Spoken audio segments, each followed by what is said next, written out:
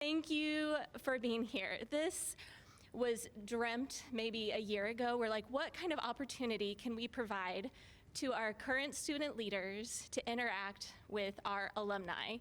And so we picked a Friday afternoon in the middle of, hopefully, between classes. So thank you for those of you who are able to join us today. We are thrilled to see you. I also just want to acknowledge and thank our committee members for making today and this weekend possible. It has been so fun to see everything again just come together. Thank you so much. Earlier today, our alumni met and we took a trip down memory lane. For many of us, our Thursday night class remains one of our favorite experiences of NHRI. And so I hope for some of you who took the class or are taking the class, we'll have a chance to visit with the alumni at the table and talk about what that class experience was like. For many of us, it was walking through campus to the 501 building, which, fun fact, because I've also a historian now in my role, we were originally at the Love Library, and there is a book shelving crisis. And so the university said, okay, NHRI people, we know you're a nonprofit organization within our university system, but we need you to find a new home. And so the 501 building was originally a chemistry lab that they reconfigured to our home. And so if you have read any of our 75 stories, the 501 building was a really special place for many of us, where the project meetings, where our weekly meetings were held. And so I hope not only that, but you enjoy so many other conversations with those alumni at your table.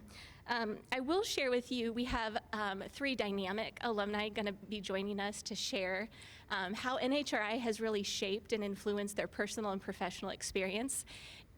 But I will say any of the alumni or guests at your table can also share those experiences with you. So ask questions. I know for me, I did not end up in a career that I studied in college. And I think many of us will say everything that you learn in NHRI is applicable to any career that you choose. And so I hope that you will, again, have that opportunity to ask questions and really take advantage of this special opportunity that I know I wish I would have had. And so thank you for joining us. We're going to dive in and have our lunch. That cute little edible 75 on your cheesecake, that's edible. So I'm like, as a party planner, I'm like, are you sure we can't make this edible? And so I don't know if it's good, but just appreciate it. We're gonna dive in, and then we're gonna, as you continue to enjoy your meal, we'll invite our panelists up. And then for our alumni who are not staying for the focus groups, we are gonna ask that you recycle your name tag in this nifty bucket. And so it'll be right outside of the doorway. And then at the end of the program, Nick will share where we go for our focus groups. And just thank you to our students who are mentors. I can't tell you as a parent of 2 mentors how much they admire and adore your weekly visits. They get excited about a text message. They wonder what you're doing or where you're standing on game day. They're like, I think I see Jack. I think that's Olivia. Just know how much they admire you. And so I know how busy you are, because we've all been in your shoes. The people in this room are former Hall and Stewart Award winners. They're professionals and accomplished in all of their careers. And they also, like you, made time because they knew it made a difference. So speaking as a parent, thank you. So please enjoy your meal. We're going to go ahead and get started with our panel discussion, but I just would like to say the theme of the luncheon is obviously Nebraska, if you haven't caught the flair. The flair is yours, so please take it home with you. The buttons, we're going to be optimistic that the bowl game my hot button is happening this season. So please take these home, and then this is also an NHRI sticker for you to take, so please don't leave without it. And really here at Nebraska, my husband often says to many of his not to his, but a lot of people don't ask where he went to school for his degree. He's a nephrologist. They want to know is that he can help them, right? That's through the things that we learn in NHRI, active listening, empathy. But it's also, there's another physician that we visited, Dr. Greg Mueller, and he is actually at a conference in Miami, and he couldn't be here with us today. He was a part of the Lakeview Project. And there's gonna be a story coming up, Ogallala to Hollywood. He's a physician out in Hollywood. And he said, it doesn't matter, I knew in my training, I could compete with anywhere in the country with my degree from Nebraska. And so I think it's really phenomenal that we have so many incredible alumni, not only in this room, but across the country, that are alumni of Nebraska, but that are also alumni of NHRI. So please join me in welcoming Kimberly Rath, Pete Allman, and Jill Manchester.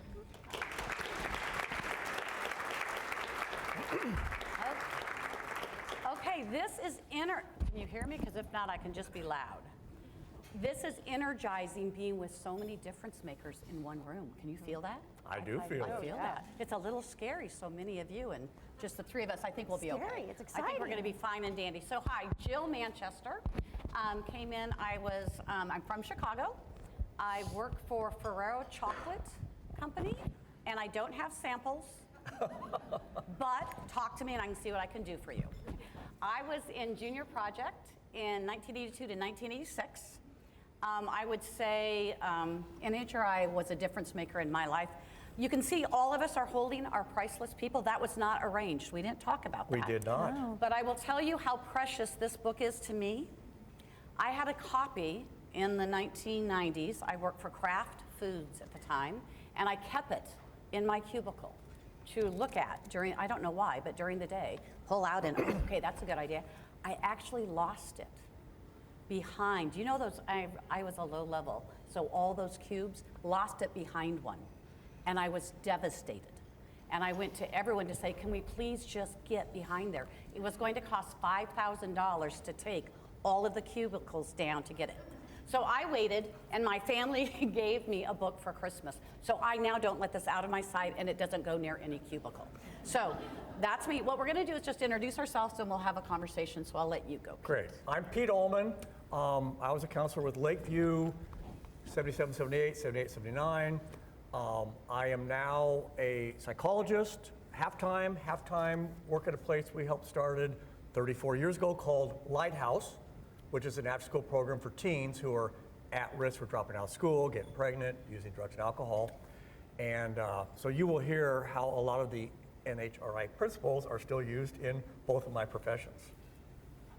And I'm Kimberly Rath. I was part of Nebraska School of the Visually Handicapped at that time. It was called NSVH. And I started that in 1980 to 83. I've always been on the journey of studying human potentiality, and I had the opportunity to begin my career at Gallup and work with Dr. Clifton at that point. And then I started a company called Talent Plus, and I got the chance to work with Dr. Hall. So I feel like I've been very gifted with two amazing leaders in this space. Oh, I love that. Let's just go, because my first thing I want to talk about is just NHRI, how it impacted, and I can tell starting with you, Kimberly, your professional career. Like being involved in this, did that set you on a path that it sounds like it did, of where you are? Yeah, I mean, my path, I started as a Mennonite little girl. Nobody in my family as a female went to college. And so when I think about how potential is discovered, it was through my dad. And him and his brother had to decide who got the family farm. And he lost the coin toss. So he moved to Lincoln and became a certified public accountant. And he saw how education opened up his horizon. And he said, everybody in my family is going to go to school. Education is a pathway for future. And so I was the first female in my family to go to college. But through that, I think it opened up me understanding what is my potential and what are the tools. And education is a tool and a vehicle to help you see that. And I've utilized that through my career of helping people think about, let's discover your potential, but then how can you gain skills and knowledge and lessons that can really amplify that potential. Oh, I love that. Love that. Okay. Pete, let's hear about yours. Yeah, I would answer that like it's a little chicken and the egg, because what came first? And I've always been positive. I always liked helping people live to their potential, looking at myself live to my own potential, and that's why I think I was drawn toward NHRI. And so, but I did. I'm going to get a little further in the weeds. Go. Okay, I did learn a lot. I had two great parents, really good parents, and I was only communicated to when something went wrong. And I always thought something's wrong with that. And then I'm in NHRI, and it's all the positive approach theory. And I think her name was Ellen. She was like maybe the TA for Dr. Dodge. And my first review as a mentor, all she said was positive things. And I remember asking her, well, what did I do wrong? And she wouldn't answer. And I said again, well, I want to know what I did wrong. She wouldn't answer. And it hit me as odd. And then later on, I'm like, oh, you build on the positive. And so in counseling, there are many theories of how to approach, working with people. One of them is the positive approach theory. And I definitely use that among others of helping people reach their potential. And at Lighthouse, these kids, I think we are a positive reinforce deficient society. We're praise deficient, I feel. And these kids come from single parent homes, lower socioeconomic, they're overwhelmed. They don't hear very many positive things during the day. So we've trained our staff is we look for the positive. And you just start seeing these kids start blooming. And I'm sorry, I'm gonna keep going. We say at Lighthouse, I talk to United Way, talk to funders, love is our greatest change agent, which coming from a guy that's a little provocative, but it's true. And so I interview the kids when we get volunteers in. At the end, I say, they don't know the questions coming. I say, do you feel loved at Lighthouse? Oh, yeah. And so that's what I think occurs with that positive approach theory is they feel loved. And then they are more likely to show up to the tutoring room and follow our instructions and get involved in the programming and work on their coping skills. So 100% believe in this, 100% integrate my life. And when your questions was, then how do you raise your children? It's the same thing. I mean, if they're gonna run out in the road, you say no, obviously. And you work on, wow, you really cleared off the dishes well tonight. I just never heard that. And they were good parents. They were good parents. So it's a little bit of a 180 for me, and now I totally embrace it and teach it and have integrated it and hope you all do too. Okay, positive reinforcement. I think that was a great answer. Okay. What did she just do? That's good. But let's go. I like what you said, the family. So Kimberly, you have children. Mm-hmm. Okay, how did NHRI impact maybe how you raised your children? So of course you're looking for yearnings, like what do your kids naturally gravitate to? What do they have interest in? And so we really took the position of let them experiment, let's try. You want to play soccer? Let's try it. And they say, oh, I don't really like that. I want to try and play, be a ballerina. Try that, or I want to try art. I think we had a mindset of why not? Why not try it? Rather than, well, why do you want to do that? It really changed my approach to why not? Let's try it. Let's see what we can learn. And changed my parenting to curiosity rather than judgment. So when your child would say something, why judge it? But I want to be curious about that. Tell me more about that. What can I learn from that? What did you learn from that? And so if you can change when you're coaching and developing people to curiosity versus judging right away at the beginning, it will change your whole conversation. And so I've utilized that, as I have my own coaching career with mid-career women, is changing how do I show up with curiosity and what can I learn to help them unleash their potentiality. I think, it's interesting, thinking back, I have 3 children, and my 2 older sons did not go to the university. My daughter was trying to figure out where did she want to go to school. And so I was really good about not pressing, not like, oh, it'd be great to have a Husker in the family. So she decided to come to UNL, and then she was going through Rush, and I'm like, you don't need to be in my house, that's A-okay. I was like, you know what you have to do? Huh. You will be in NHRI. And so that was all right. Now, interesting, she went to loved it, of course, went to the class, she TA'd, but went to the class, and she was like, we started talking with the people, and they were just like, this is amazing, this is great. And she was like, that's what my mom was doing. Oh my goodness, there's a hot button, those questions. Oh, she goes, I thought you were good, Mom. You weren't. It was just NHRI, which is good. But it's amazing, and I think Lindsay said it today. It's not a thing, it's who we are. Mm-hmm. And it just was so ingrained, it's just the way you live. I think that is great. Who was the director when you guys were involved, and maybe what impact did they have on you? Dr. Dodge? Dr. Dodge. Dr. Kayla Dodge. Yeah. Mm-hmm. You know his daughter's here. Yeah. Kathy right there, thank you. Mm-hmm. Oh. Do you have a Dr. Dodge story or something you remember about him? I don't have a specific story. I mean, he was like the sage, as a 19-year-old sage, old man. And he's probably 55 at that point, you know. But his TA, Ellen, was the one that kind of worked directly with us. But, I mean, this book, I mean, I of course, did not save any textbooks from college, except this. This is from 1977, and it's by Galen Dodge. So he taught, I think it was called Ag Ed. Ag Ed. When we were in school, and I don't know if I'm going to talk about ALEC tonight. Oh, go ahead. But I mean, he taught the class, but it was with, 100 other people. So he was the sage man.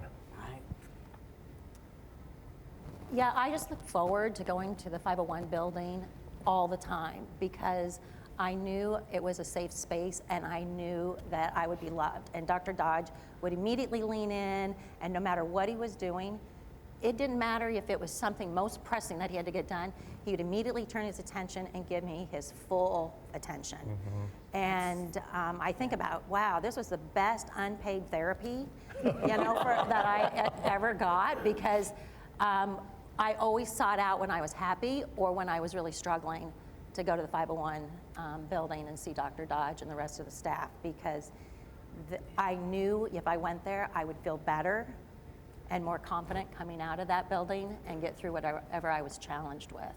But he always gave 100% attention to every student that walked in. He would drop literally everything.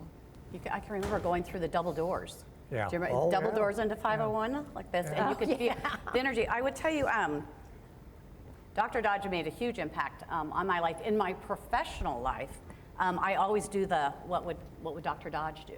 And the group that I was with, the small group, I'm sorry, you're going to hear the same story that I told today. I have been very, very blessed to travel internationally with my work all the time. And I'm in China. I am doing it's like being in someone's home and finding out how they use your product. And so you have like 2 hours with them, but I'm in China, I don't speak Chinese. So I'm with an interpreter. We're like 6 other people, and I have to connect and get with this woman how she snacks and why she snacks.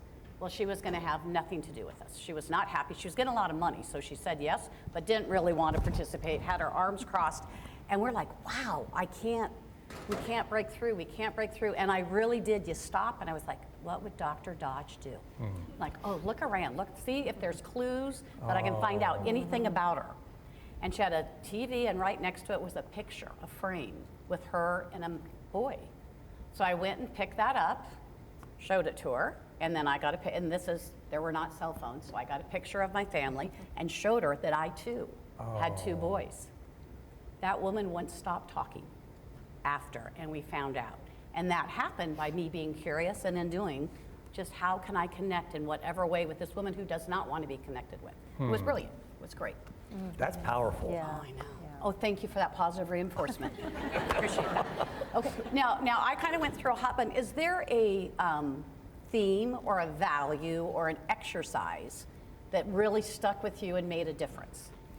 That's We're going to our notes, everyone. That's a good- We're no, to the I'm part, cool. we're going to our notes. Okay, dipper in the bucket. Oh, I was gonna use that one Well, too. but Yeah. use it, but Oh. it just made sense, and again, I wasn't used to it, and it felt really good to do it and receive it. And so, Lighthouse has now been open 34 years. For our 25th anniversary, we did a public art project in town with the light bulbs. I don't know if anybody knows those 6-foot light bulbs around town. So that was our motto for a while, inspiration for a while. So instead of a dipper and a bucket, we have a light bulb, and it says, "Thanks for shining your light." And so our staff writes notes to the kids, which is the dipper, to put in their bucket, their light bulb. And so stole from Galen Dodge and used, person specific to Lighthouse. And we do this every week to the kids. And man, do they brighten up and smile and want to share what was written to them to other staff. It's just powerful. And so that definitely has been carried on. that. That's why I wanted to It's a bring up very my- tangible, very Yes. tangible. Yeah, the bucket and the dipper stays with you your entire life. I don't know how many times I'm in a meeting, I'm thinking, we're doing a group dip. We're really sucking the energy out of that person because all three of us are against this one person. Or we go to our Thanksgiving dinner and there's always one family member. We seem to think it's really funny to give them little zingers, but at the end of the day, they feel kind of crappy. And I'm like, it's around us all the time. One person starts it and we do it. And when I get into those situations at work or in the community, I try to say something positive to try to get us, filling that person's bucket.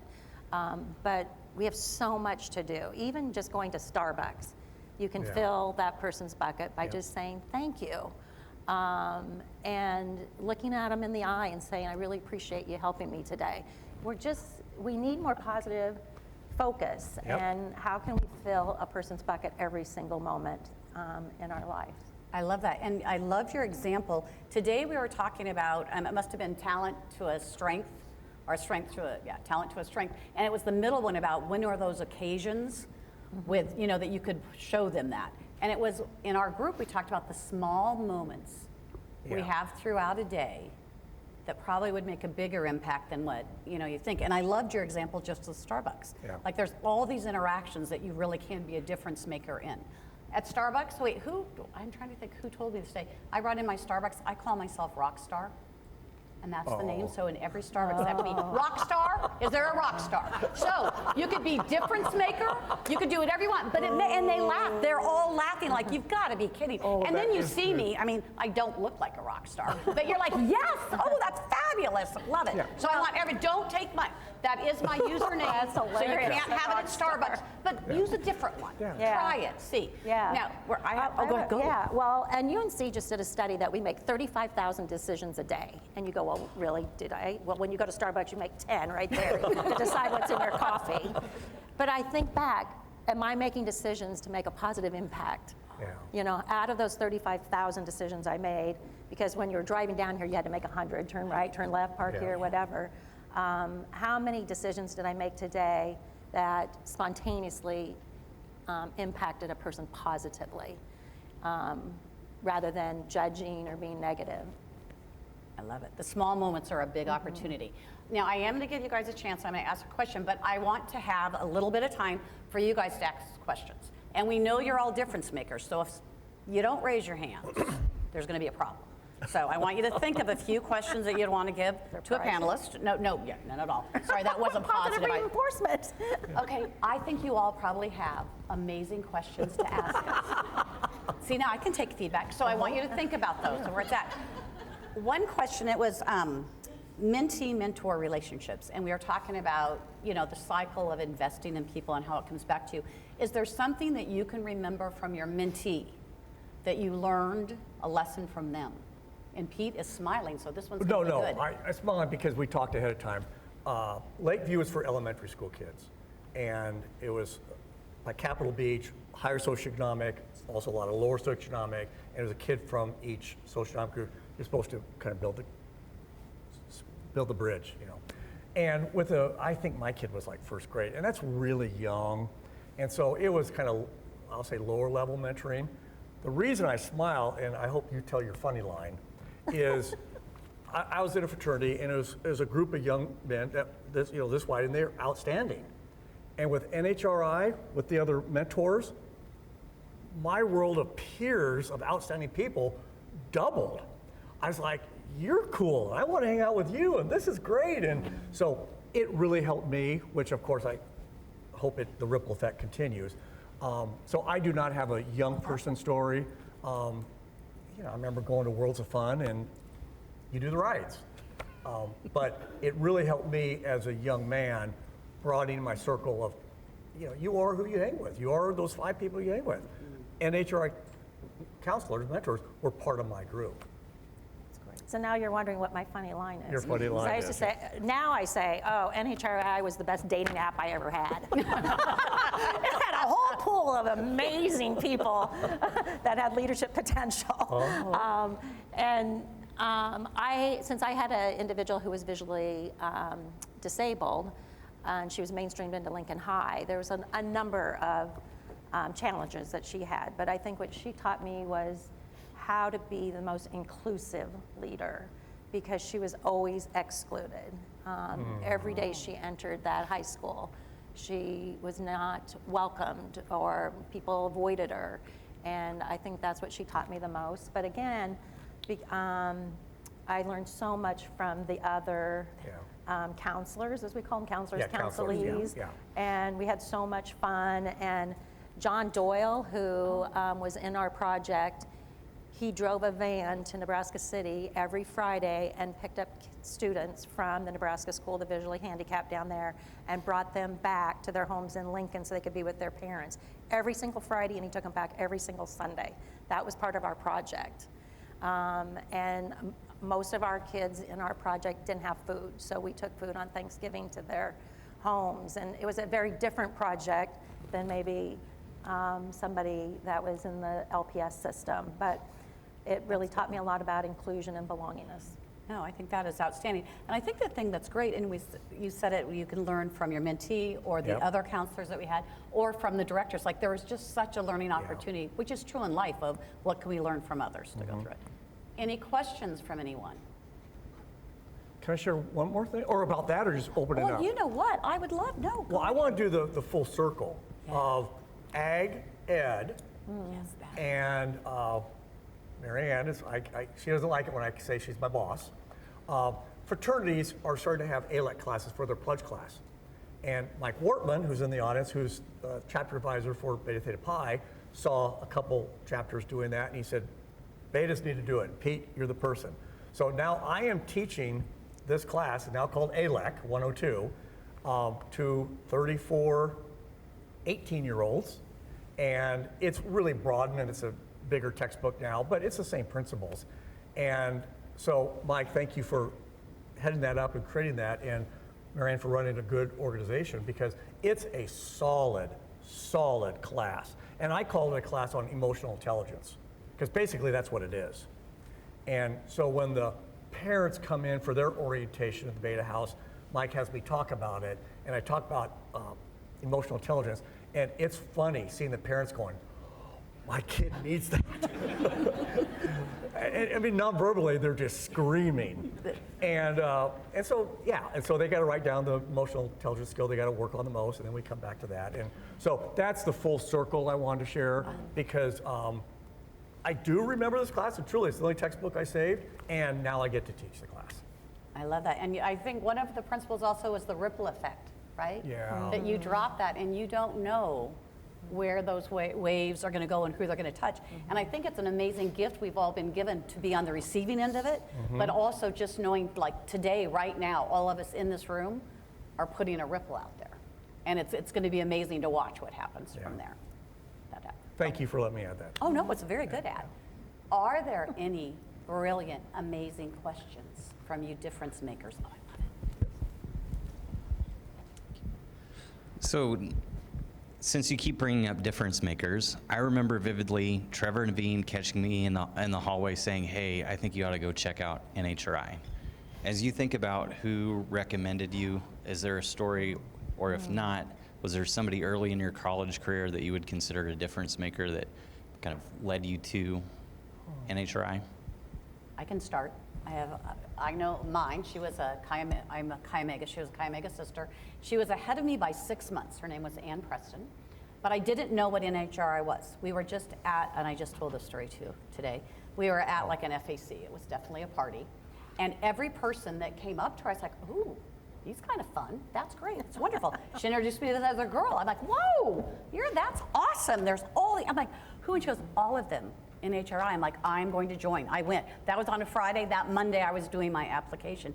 But your eyes are open. There's a magic, right? And it's similar people. And I saw that. I'm like, oh, I want to be part of that.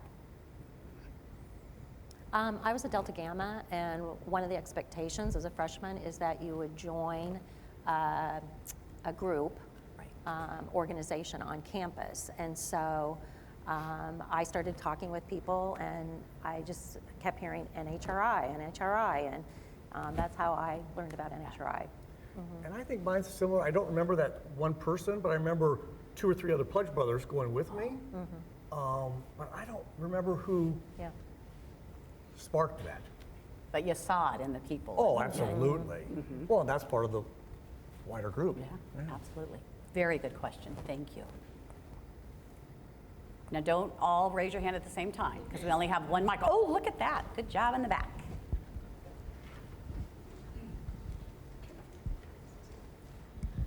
So one of the things that Dr. Hastings talked about is that seniors inevitably end up in her office saying, what do I do with my future?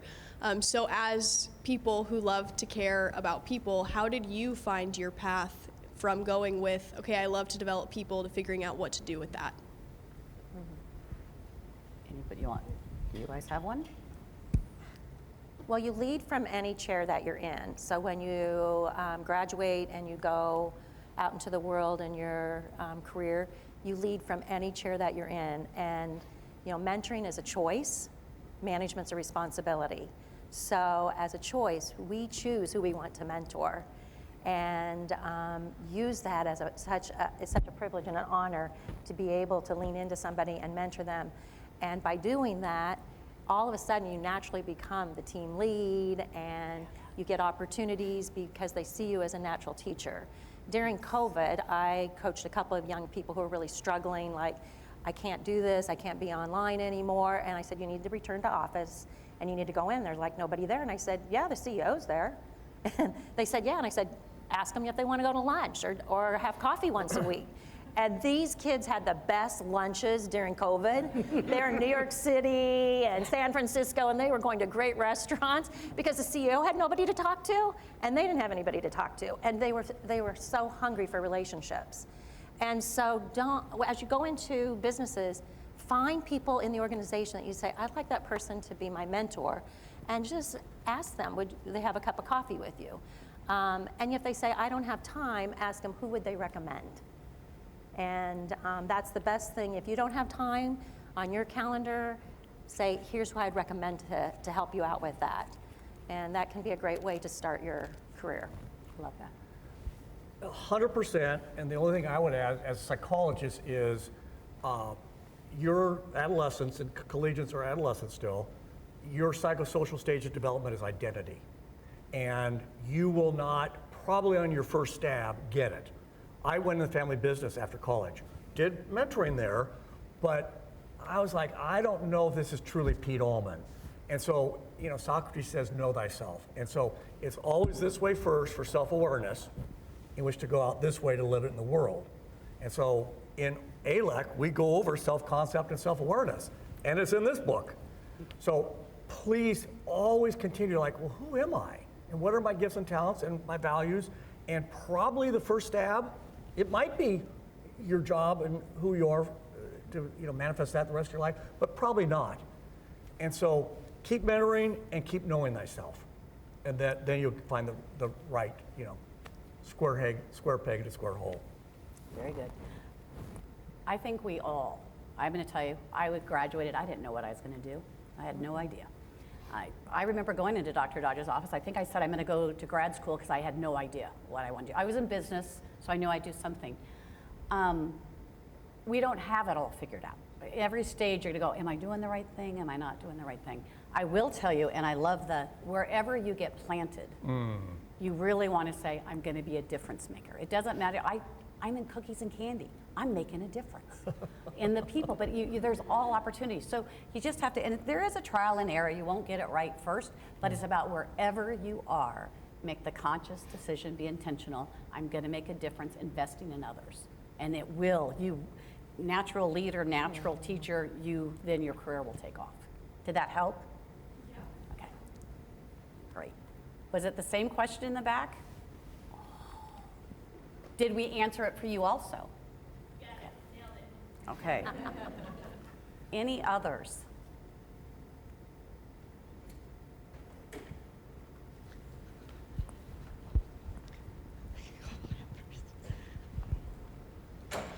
You all have spoke a ton about being difference makers in other people's lives, but who are the people in your lives currently that you go to kind of fill your bucket right now, if you will?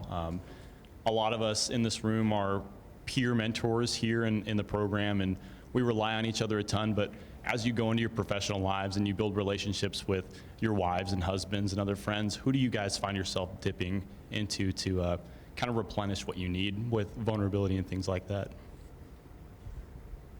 I can. I have 3 adult children, 29, and I said 29, 27, 25. I say that because it helps that they're older, because they definitely, a phone call with them and your bucket's filled. And I did also share this in our small group.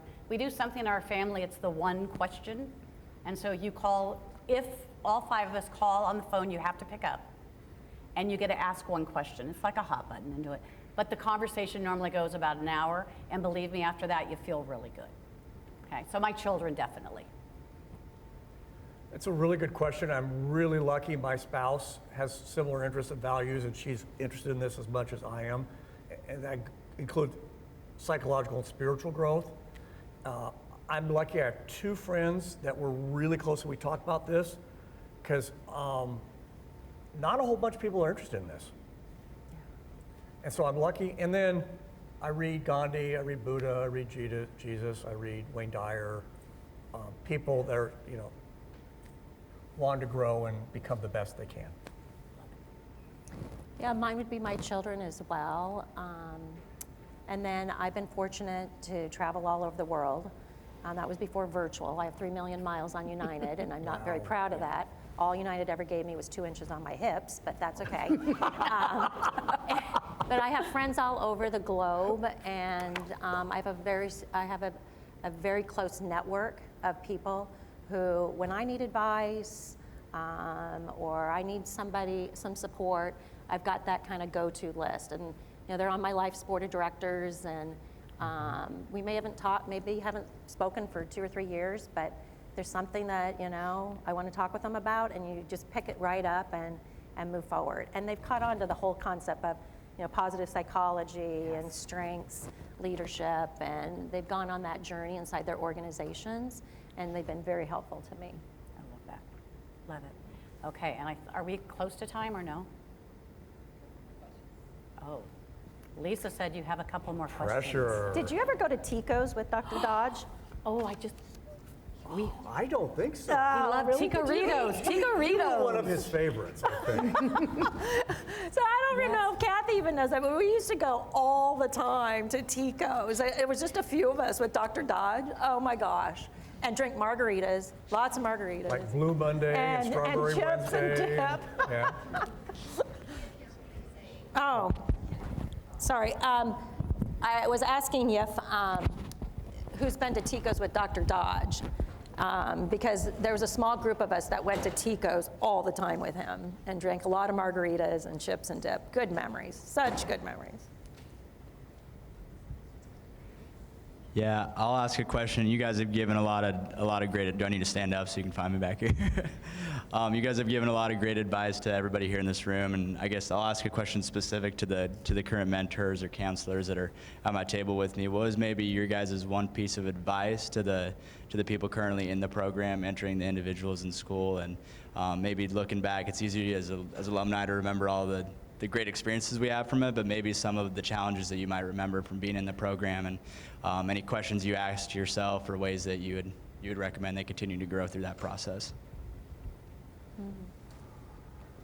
We could also put that out to the room if anybody also wanted to answer that question. But I would say you guys are, because of NHRI, you guys are immersed in a culture of being other-oriented, being positive, all that. My guess is when you graduate and you enter an organization, it's not going to be such a culture. And then, you know, we tend to blend into whatever culture we have.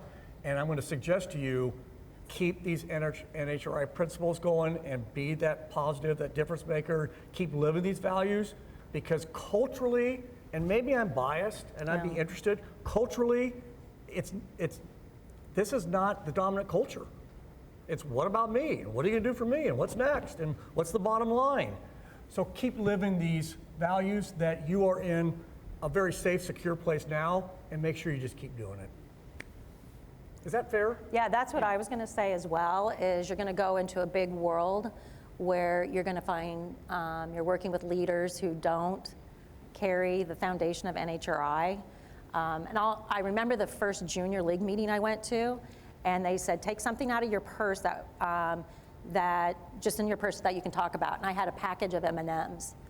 And so that's what I took out. And I said, you know, I separated them by color. And I was in junior league for a couple years. Every time I went, they gave me M&Ms. They knew nothing about my hot buttons, nothing about, you know, my goals, nothing about me personally. They knew this superficial thing, and I never felt very connected because they didn't get to know me. And so as you think about your going out into your career, you know, sit down and learn the hot buttons of your team members. And your manager may kind of poo-poo it, but say, no, I want to do this. Just stay above the course of all that negativity that you might encounter. And I'm going to build, I'll reverse the order from what you just said, Kimberly, which is great. So be brave is a really thing. Just take these in. It might not be the most comfortable, but do that. I would suggest trying to keep a relationship with someone who's currently in NHRI. So that when you are out, you mentioned your two people I know that you have close friends, but when you're going out to this world, right, and you want to figure, you have somebody you can talk to, like, oh, this is the situation I'm in, I know the principles, how would you apply it? Just keeping you connected as you can, which will pull you along. That would be mine, okay? And I think that's what we're going to end on. So first, I want to thank Kimberly and Pete, because I think they were remarkable. You were So thanks And them. you too, Phil. Good positive reinforcement. But most importantly, you guys, thank you for whatever got you into this room, which means you had been involved in this amazing 75 years of this great organization. But more importantly, a thank you for probably what you'll do in the future, because with the ripple effect, we can change the world we were talking about just with us in this room. And I'm up for it if you are. I love Okay? that. Thanks. Thank you.